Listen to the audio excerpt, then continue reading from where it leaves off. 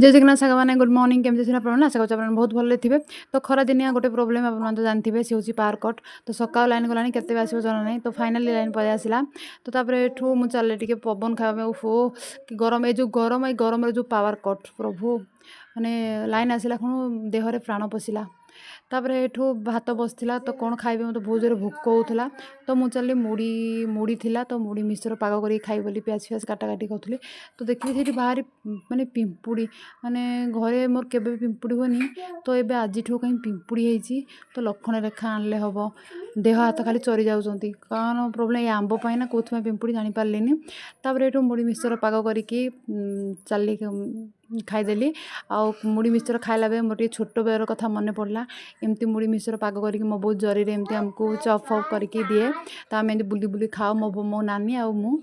तापर एठू पलि आसला आंब बिका। तो पलैली आंब आनिक आसिली 2 किलो को 100 थिला। तो आपण आड़े आंब किलो केते कहबे।